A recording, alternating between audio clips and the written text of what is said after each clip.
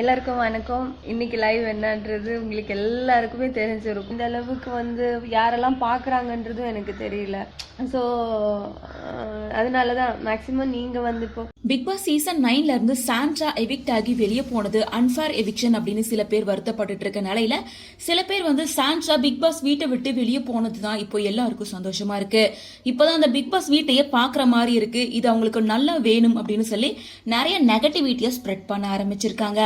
So இது எல்லாத்துக்கும் பதில் கொடுக்கற மாதிரி சாண்ட்ரா வெளியே போனதுக்கு அப்புறமா சில விஷயங்களை ஃபேன்ஸ் கிட்ட ஷேர் பண்ணிருக்காங்க. மேலும் சாண்ட்ராவோட தரப்புல இருந்து ஒரு ஸ்டேட்மெண்ட்டை ரிலீஸ் பண்ணிருக்காங்க. அந்த ஸ்டேட்மெண்ட்ல சாண்ட்ரா பிக் பாஸ் வீட்டுக்குள்ள போனதுல இருந்து கடைசி வரைக்கும் ரொம்ப உண்மையா மென்மையா இருந்திருக்கா. அவளாதான் இருந்திருக்கா. அதனால யாரோ ஒருத்தருக்கு அவளோட கேரக்டரை தப்பா பேசவோ அவதூறு பரப்பவோ எந்த ஒரு உரிமையும் கிடையாது.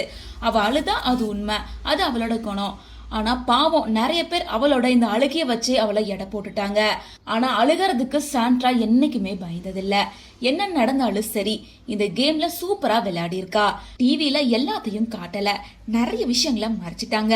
அழுகிற ஒரு பொண்ணு எப்படி டாப் 5 வரைக்கும் வந்தாங்கன்னு வெளியே போன சிலருக்கு வைத்தறிச்சல். அத பத்தி எங்களுக்கு கவலை இல்ல. யார பத்தியும் பின்னாடி போய் தப்பா பேசல. ரம்யா, வியானா, திவ்யா இவங்க எல்லாமே பிரைன் வாஷ் செஞ்சு பின்னாடி பேசின எல்லாமே பொய் தான். அது இருந்துட்டு போட்டோம். ஆனா அவ அங்க இருக்கும்போது அவளோட கௌரவம், உழைப்பு, அப்புறம் உண்மையான விளையாட்டு திறமையால தான் அவ ஆரம்பத்துல இருந்து கடைசி வரைக்கும் அவளோட ஆட்டத்தை சரியா விளையாடினா. நிறைய பேர் இங்க ஒழுங்கா பார்க்காம வெறும் மீம்ஸை மட்டும் பார்த்துட்டு ஒரு முடிவுக்கு தேவையில்லாத வெறுப்பை பரப்புறாங்க. அதனால நீங்க சொன்னது ரொம்ப சரி.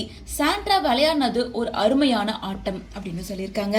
சோ இதுக்கு ரிப்ளை பண்ண சாண்ட்ரா, நீங்க சொன்னது எல்லாமே சரிதான். வார்த்தைகளால சொல்ல முடியாத அளவுக்கு நான் உங்களுக்கு நன்றி கடன் பட்டிருக்கேன். என் மேல இவ்ளோ அன்பையும் ஆதரவையும் பொழிஞ்ச என் அன்பு ரசிகர்களுக்கு என் மனமார்ந்த நன்றிகள்.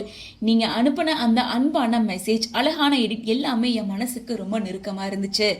7 வருஷத்துக்கு அப்புறமா மறுபடியும் பிக் பாஸ் சீசன் தமிழ் மேடையில ஒரு வைல்ட் கார்டு கண்டஸ்டண்டா உள்ள போனப்ப இந்த பயணம் எனக்கு அவ்வளோ ஈஸியாலாம் இல்ல.